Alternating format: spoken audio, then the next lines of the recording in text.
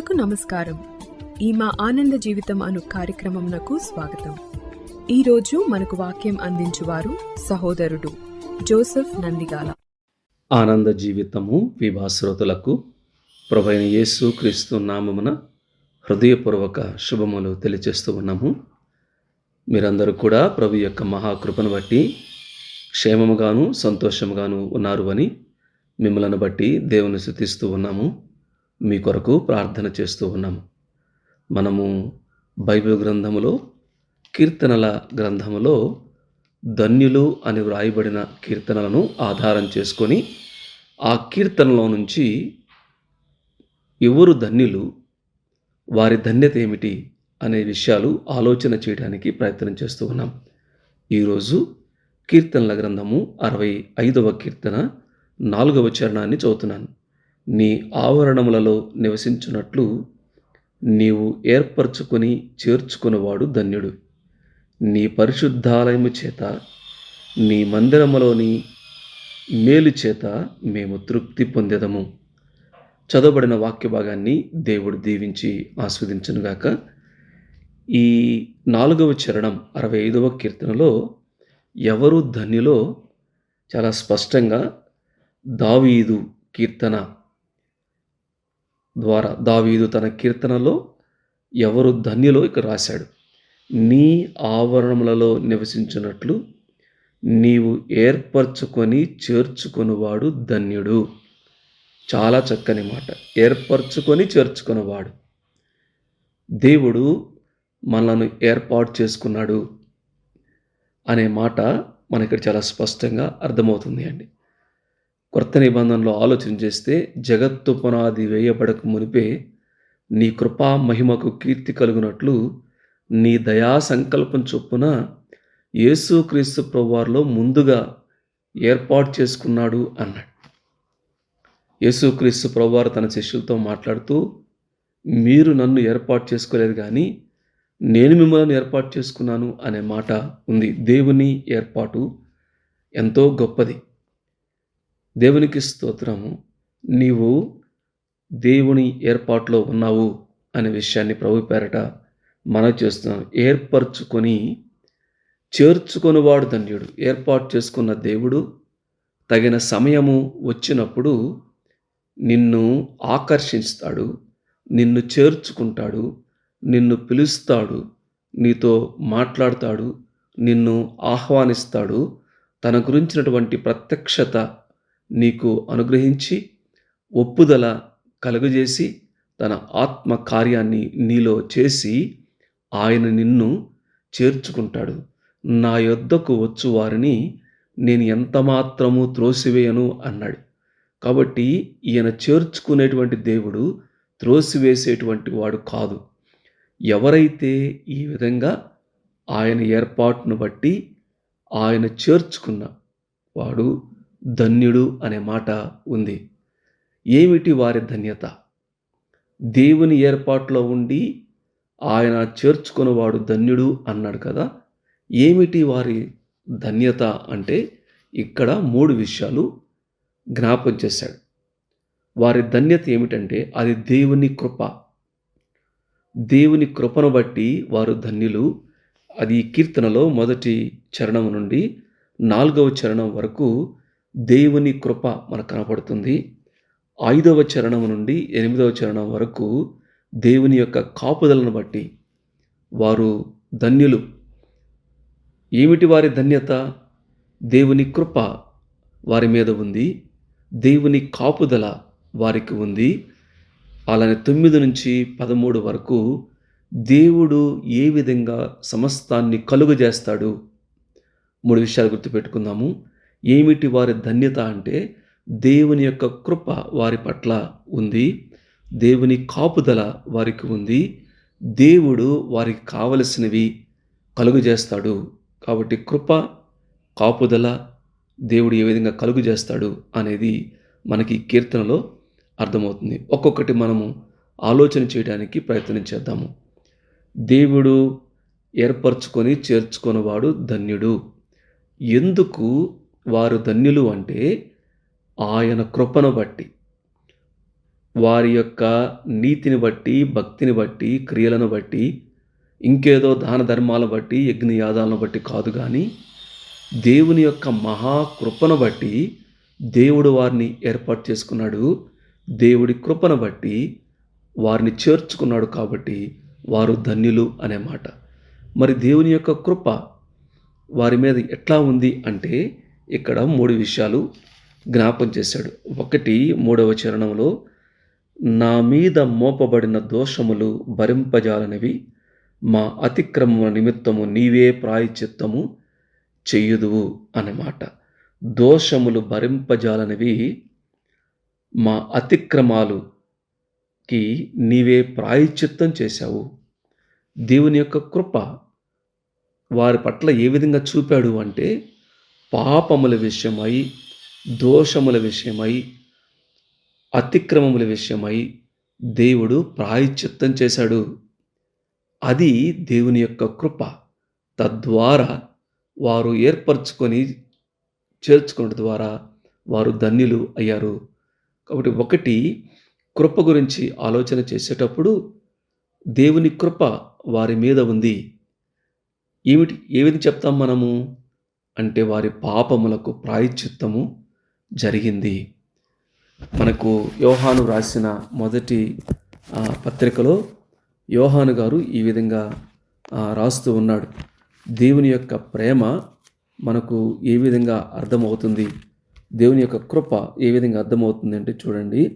ఇక్కడ ప్రియులారా 10వ వచనం, 4వ అధ్యాయము యోహాను రాసిన మొదటి పత్రిక 10వ వచనం, మనము దేవుని ప్రేమించుతామని కాదు, తానే మనలను ప్రేమించి మన పాపములకు ప్రాయశ్చిత్తమైనటకు తన కుమారుని పంపెను, ఇందులో ప్రేమ ఉన్నది అనేమాట. యేసుక్రీస్తు ప్రభువారు ఆ శిలువలో పాపమునకు ప్రాయశ్చిత్తాన్ని చేశాడు.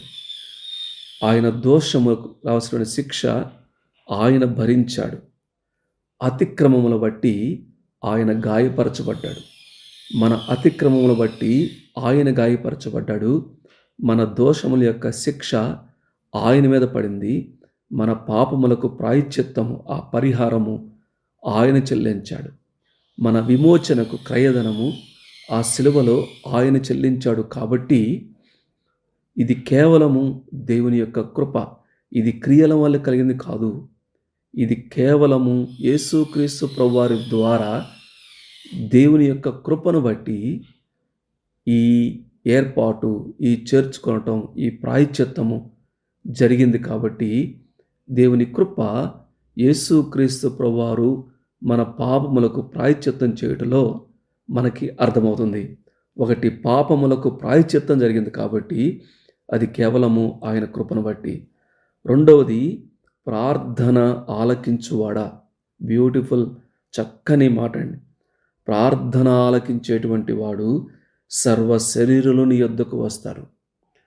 దేవుని యొక్క కృప 1 ప్రాయశ్చిత్తము, 2వది ప్రార్థన ఆలకించటం.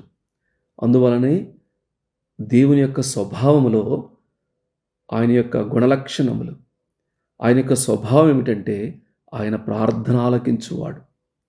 ఆయన వినేటువంటి దేవుడు, ఆయన చూచేటువంటి దేవుడు. వారి యొక్క ఎవరైతే మొర పెడతారో, ప్రార్థన చేస్తారో, కన్నీరు కరుస్తారో, వారు ఏ విధంగా వారి స్వరమెత్తి దేవుణ్ణి అడుగుతారో 24/7 అంటారు కదా. ఏ సమయంలోనైనా, ఎప్పుడైనా, ఏ ప్రాంతంలో, ఏ పరిస్థితులైనప్పటికీ కూడా ప్రార్థన చేస్తే చాలు ఆయన ప్రార్థన ఆలకించేటువంటి దేవుడు. కాబట్టి సర్వ శరీరులు ఆయన దగ్గరకు వస్తారు. అది ఆయన కృప. అందువల్ల దాన్ని ఏమన్నారు అంటే కృపాసింహాసనము. సమయోచితమైనటువంటి సహాయం కొరకు మనము కృపాసనమునొద్దకు చేరుదము. ఆయన దగ్గర కృప దొరుకుతుంది. ఎందుకంటే ఆయన ప్రార్థన ఆలకిస్తాడు. కాబట్టి వారు ధన్యులు. ఎందుకంటే దేవుడు వారి పట్ల కృప చూపించాడు. ఏ విధంగా? పాపములకు ప్రాయశ్చిత్తం చేయడం ద్వారా, 2వది ప్రార్థన ఆలకించడం ద్వారా. అంత మాత్రమే కాదు, 4వ చరణంలో నీ ఆవరణములో నివసించునట్లు అనే మాట అన్నాడు. నీ పరిశుద్ధాలయము చేత నీ మందిరములోని మేలు చేత మేము తృప్తి పొందెదము. దేవుని యొక్క పరిశుద్ధాలయము. ఏమిటే కృప? పరిశుద్ధాలయము అనేటువంటి మాట వింటున్నప్పుడు అది నివాసము, దేవునితో ఉన్నటువంటి నివాసము, ఆయన స్వభావం, అలానే మేలు, తృప్తి అనే మాట ఉన్నాయండి. పరిశుద్ధాలయము చేత నీ మందిరములోని మేలు చేత తృప్తి పొందెదము అనే మాట ఉంది. కాబట్టి పరిశుద్ధాలయము ఆయన యొక్క సన్నిధి, ఆయన యొక్క మేలు, ఆయన యొక్క తృప్తి, ఇది కూడా ఆయన యొక్క కృపే. కాబట్టి ఏర్పరచుకొని చేర్చుకుని వాడు ధన్యుడు, ఎందుకంటే వారి పట్ల దేవుడు కృప చూపించాడు. కాబట్టి ఏ విధంగా కృప చూపించాడు? యేసుక్రీస్తు ప్రభువు పాపములకు ప్రాయశ్చిత్తము, ప్రార్థన ఆలకించుట, పరిశుద్ధాలయము ఆయన ఆవరణములో నివసించి పరిశుద్ధత పొందిన వారై మేలు, తృప్తి అనుభవించటం ఎంత ఆశీర్వాదం. ప్రియులారా, ఈ ధన్యత నీవు అనుభవిస్తూ ఉన్నావా? నీవు ఆయన ఏర్పాట్లో ఉన్నావు అనే సంగతి అర్థం చేసుకొని నీ పాపములకు ప్రాయశ్చిత్తం చేశాడు యేసుక్రీస్తు ప్రభువారు అని అర్థం చేసుకొని ఒక చిన్న మాట ప్రార్థన చేసి ఆయనను అంగీకరిస్తే నీవు కూడా కృప పొందుతావు. దేవుని యొక్క కృప నీ మీద ఉంటుంది. కాబట్టి ఇంకా ఎవరైనా సరే యేసుక్రీస్తు ప్రభువారిని అంగీకరించకపోతే, ఆయన అందరూ అంతటా మారు మనస్సు పొందాలి. ఈయన నిజమైన దేవుడు, ప్రార్థన ఆలకించేవాడు, ప్రాయశ్చిత్తం చేసినవాడు, తన పరిశుద్ధ నివాసాన్ని, సన్నిధిని అనుగ్రహించేవాడు. నీ పట్ల ఆయన గొప్ప ప్రణాళిక ఉంది, ఆయన నిన్ను ప్రేమిస్తూ ఉన్నాడు అని అర్థం చేసుకొని యేసుక్రీస్తు ప్రభువునందు విశ్వాసం ఉంచితే నీవు కూడా ధన్యుడు అవుతావు, దేవుని యొక్క కృపకు పాత్రుడవుతావు. అలా కాకుండా తృణీకరిస్తే, కృపను కాలదన్నుకుంటే నీవు నష్టపోయేటువంటి ప్రమాదం ఉంది అని ప్రభు పేరట మనవి చేస్తున్నాను. ఎవరైతే యేసుక్రీస్తు ప్రభువుని అంగీకరించారో, ఆయన ఏర్పాటు చేత ఆయన చేర్చుకున్నారో, కాబట్టి వారు ధన్యులు, నీవు ధన్యుడవు. ఎందుకంటే దేవుడు నీ పట్ల కృప చూపించాడు, ప్రాయశ్చిత్తం చేశాడు, నీ ప్రార్థన ఆలకిస్తూ ఉన్నాడు, నేను తన పరిశుద్ధ సహవాసాన్ని నీకు అనుగ్రహిస్తూ ఉన్నాడు. వారి ధన్యత ఏంటంటే దేవుని యొక్క కృప వారి పట్ల చూపించాడు. కృప చూపించడం మాత్రమే కాదు, ఆయన కాపుదల ఉంది. మనకు 5వ చరణం నుండి 8వ చరణం వరకు ఆయన కాపుదల ఏ విధంగా కాపాడుతాడు, దేని నుంచి కాపాడుతాడు. అందువల్ల ఇక్కడ రక్షణకర్తవైన దేవా, అలానే ఆశ్రయమైన వాడా. 5వ చరణంలో రక్షణకర్తమైన దేవా, ఆశ్రయమైన వాడా. 6వ చరణంలో స్థిరపరచువాడు, అలానే ఆయన అణుచువాడు అనేటువంటి మాట. ఈ భాష చూస్తున్నప్పుడు దేవుడు కాపుదలిస్తాడు. శత్రువుల నుండి, పొంగి పొరలేటువంటి పరిస్థితుల నుండి, యుద్ధ వాతావరణాల నుండి దేవుడు తన ప్రజలను కాపాడుతాడు. దేవుని యొక్క కాపుదల వారికి ఉంది. కాబట్టి ఆయన ఏర్పరచుకొని చేర్చుకున్నవాడు ధన్యుడు అనే మాట ప్రభు పేరట మనవి చేస్తున్నాను. కాబట్టి ఇక్కడ చాలాసార్లు ఆయన ఆశ్రయంగా ఉంటాడు.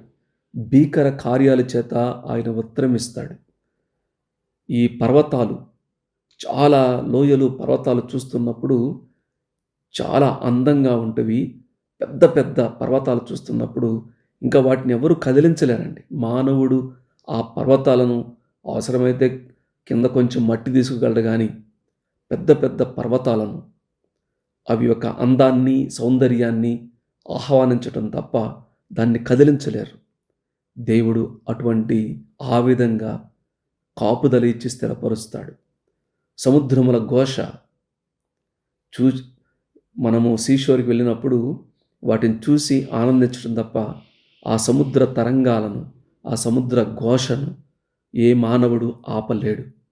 కానీ యేసుక్రీస్తు ప్రభువారు ఈ భూలోకంలో ఉన్నప్పుడు ఆయన గద్దింపగా ఆయన తుఫాను నిమ్మళమైంది. అటువంటి సముద్ర ఘోష లాంటి పరిస్థితులను కూడా దేవుడు చల్లారుస్తాడు. కాబట్టి శత్రువుల నుండి, పరిస్థితుల నుండి, యుద్ధ వాతావరణాల నుండి దేవుడు కాపాడుతాడు. కాబట్టి దేవుని యొక్క కాపుదల ప్రాకారముగాను, ఆశ్రయముగాను ఆయన ఉన్నాడు. కాబట్టి మనము ధన్యులము అనే విషయాన్ని ప్రభు పేరట మనం చేస్తున్నాను. ఆయన ఏర్పరచుకొని చేర్చుకున్నవాడు ధన్యుడు. ఎందుకంటే ఆయన కృప చూపిస్తున్నాడు కాబట్టి. 2, ఆయన కాపుదల ఉంది కాబట్టి. కేవలము కృప చూపించి కాపుదల ఇవ్వటం మాత్రమే కాదు, ఆయన ఏ విధంగా కలుగు చేస్తాడు అనేది 9వ వచనం నుండి 13వ వచనం వరకు ఉంటుంది. ఏ విధంగా అంటే ఆయన సమృద్ధిని కలుగు చేస్తాడు, సమయానికి కలుగు చేస్తాడు. ఇక్కడ మనకు ఒక రైతు, ఒక వ్యవసాయకుడు ఏ విధంగా భూమి చదును చేసిన దగ్గర నుండి పంట చేతికి వచ్చే వరకు ఏ విధంగా దేవుడి కార్యం చేస్తున్నాడో ఇక్కడ వివరించాడు. నీవు భూమిని దర్శించి తడుపుచున్నావు, దేవుని నది నీళ్లతో నిండి ఉన్నది. నీవు భూమిని అట్లు సిద్ధపరిచిన తరువాత వారికి ధాన్యము దయచేయుచున్నావు. దాని దుక్కులను విస్తారమైన నీళ్లతో తడిపి దాని గవినులను చదును చేయుచున్నావు. వాన జల్లుల చేత దానిని పదును చేయుచున్నావు. అది మొలకెత్తగా నీవు దాన్ని ఆశీర్వదించుచున్నావు.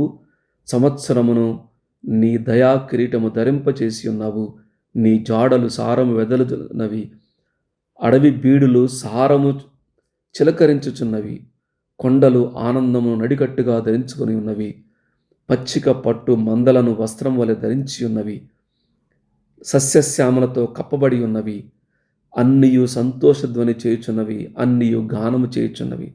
దేవుడు ఏ విధంగా సస్యశ్యామలాన్ని సమయానికి, ఉదాహరణకు భూమి దున్నవలసిన సమయంలో విత్తనం ఇవ్వాల్సిన సమయంలో విత్తనం, వానజల్లు ఇవ్వాల్సిన సమయంలో వానజల్లు, మొలకలు ఇవ్వాల్సిన సమయంలో మొలకెత్తటం, ఆ మొలకెత్తిన విత్తనాన్ని ఆశీర్వదించటం, దానికి కావలసినటువంటి దయను కిరీటముగా వాటి మీద ఉంచటం, ఇవన్నీ కూడా దేవుడు కలుగజేసేవి.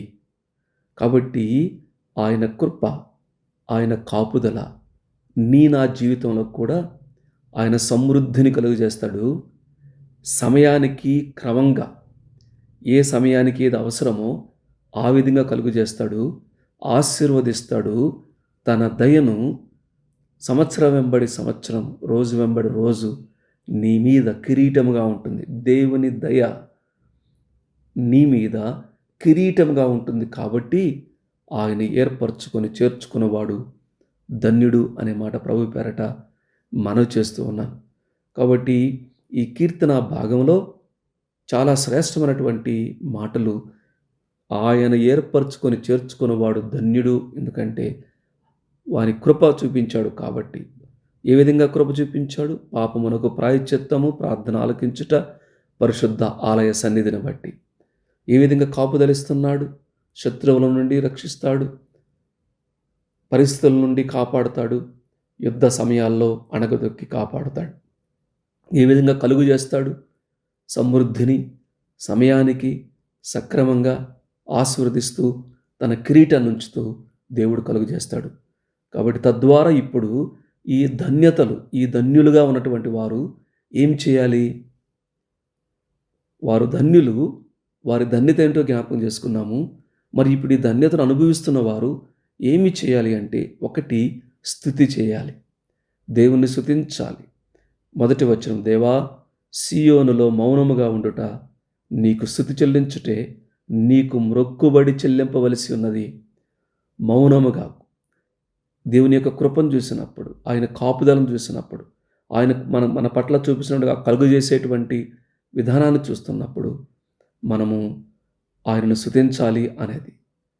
రెండవది ఏంటంటే మనము సంతోషించాలి అనేటువంటి మాట ఉంది ఇక్కడ. మాట ఆయన సంతోషించాలి అనేటువంటి మాట ఇక్కడ ఉంది. అలానే స్థిరంగా ఉండటానికి ప్రయత్నము చేయాలి. ప్రాముఖ్యంగా ఆయన స్తుతించాలి, ఆయన సన్నిధిలో సంతోషించాలి అనేటువంటి మాటను మనము జ్ఞాపకము చేసుకుందాం. నేను ముగించేటప్పుడు, నీవు ఏర్పరచుకొని చేర్చుకున్నవాడు ధన్యుడు. ఈ ధన్యత నీవు అనుభవిస్తూ ఉన్నావా? ఒకవేళ ఇంకా నీవు దూరంగా ఉంటే అనవసరమైనటువంటి ప్రశ్నలతో, అర్థమైనటువంటి ఆర్గ్యుమెంట్స్తో నీవు సమయాన్ని వ్యర్థపరుస్తూ ఉంటే, ఈ రోజైనా సరే యేసుక్రీస్తు ప్రభువారిని నమ్మి ఈ ధన్యత అనుభవించవలసిందిగా ప్రభుపేట మనం చేస్తున్నాను. నమ్ముకున్నవారు నిన్ను ఆయన చేర్చుకున్నాడు కాబట్టి, ఆయన కృపను బట్టి, ఆయన కాపుదలను బట్టి, నా జీవితంలో ఆయన చేస్తున్నటువంటి కార్యాలను బట్టి ప్రభువుని స్తుతిస్తూ సంతోషంగా జీవించడానికి, స్తుతించడానికి పరిశుద్ధాత్మ దేవుడు సహాయం చేయనుగాక. దేవుడి వాక్య భాగాన్ని దీవించి ఆస్వాదించునుగాక. ఈ కార్యక్రమమును గూర్చి మీ సలహాలు, మీ ప్రార్థన అవసరతల కొరకు మమ్మలను సంప్రదించవలసిన మా ఫోన్ నంబరు 0948301336 మరియు మా ఇమెయిల్ ఐడి info@fibaonline.org. మరి ఒకసారి మా phone number 094830131336. Email ID info@fibaonline.org. మరలా రేపు మరొక నూతనమైన కార్యక్రమముతో కలుసుకుందాము. అందరికీ ప్రేమ వందనములు. దేవుడు మిమ్మును దీవించునుగాక.